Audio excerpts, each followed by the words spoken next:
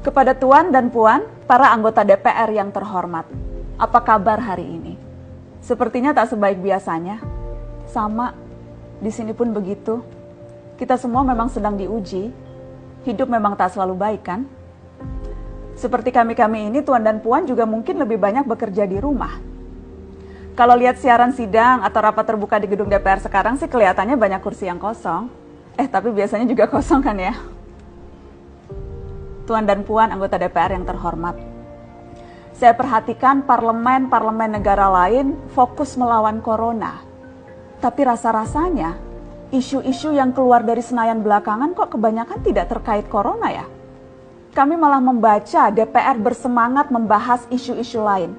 Contohnya, rancangan undang-undang cipta kerja yang banyak ditolak karena dinilai mementingkan kepentingan investor di atas kebutuhan pekerja. Presiden Jokowi pekan lalu sempat menyatakan pemerintah dan DPR menunda pembahasan salah satu klaster di rancangan undang-undang itu, klaster ketenagakerjaan. Ini untuk memberi kesempatan mendalami substansi dan mendapat masukan dari banyak pihak. Berpegang pada alasan itu, maka sudah seharusnya klaster lain dalam RUU Cipta Kerja pun perlu ditinjau ulang. Karena yang lain juga bukan tanpa masalah, terutama dari perspektif lingkungan dan keadilan gender. Tidak cukup hanya menunda pembahasan satu klaster saja. Ada juga RUU lain yang masih nekat mau dibahas. Ada RUU KUHP yang tahun lalu diserbu unjuk rasa. Lalu RUU pemasyarakatan. Ada koruptor yang sudah ngebet pengen bebas kah? Apa kabar Pak Yasona? Terus terang saja, membahas undang-undang yang menyangkut hajat hidup orang banyak di masa seperti sekarang ini terlalu mengundang curiga. Gara-gara pandemi yang pada jatuh cinta saja berani menunda nikah loh. Ini kok DPR buru-buru banget kayak lagi kejar setoran? Tidak ada undang-undang yang tidak penting, semua penting. Justru karena undang-undang itu penting, aneh jika pembahasannya diseriusi di waktu seperti sekarang. Saat dimana perhatian dan konsentrasi kita sedang terkuras bertahan hidup di tengah wabah. Produk hukumnya pun berpotensi cacat bila tidak memenuhi ketentuan, dan rasanya belum ada aturan pembahasan RUU secara virtual.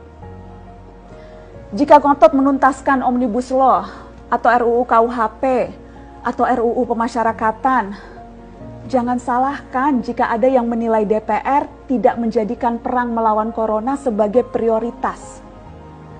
Saya percaya setiap tindakan dan keputusan di masa krisis mencerminkan skala prioritas. Atau memang inikah prioritas wakil-wakil rakyat kami saat ini? Bikin ribut juga jelas tak seharusnya jadi prioritas.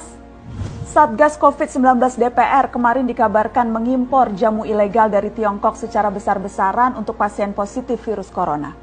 Satgas kemudian membantah itu, katanya ini diproduksi di Jakarta dan merupakan sumbangan Wakil Ketua DPR RI Sufmi Dasko yang akan dibagikan gratis ke berbagai rumah sakit. Kemudian dikabarkan juga jamunya mengandung bahan berbahaya dan belum terbukti klinis. Satgas lagi-lagi membantah, katanya sedang proses mendapatkan izin edar di Badan Pengawasan Obat dan Makanan. Sedang itu berarti belum kan ya? Tuan dan Puan yang terhormat, niat baik pun perlu proses yang baik.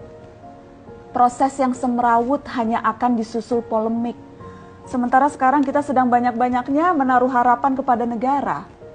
Tindak tanduk DPR salah benarnya akan selalu dilihat. Makanya sempat ramai juga warganet mengkritik Satgas COVID-19 DPR RI yang berfoto mengenakan APD saat hendak berkunjung ke rumah sakit darurat Wisma Atlet menyerahkan sumbangan DPR. Ini dinilai melukai hati masyarakat. Tenaga medis kita saja bertaruh nyawa benar karena kekurangan APD. Tidak ada yang meragukan jumlah sumbangan DPR. Kami yakin pasti banyak, namanya juga DPR, beli ribuan rapid test saja mampu, ngeborong jamu apalagi. Tapi ini soal rasa dan empati. Kecuali ya, kalau yang dipakai anggota DPR itu APD yang lain, alat pelindung dewan. Salam hormat dari kami yang kalian wakili.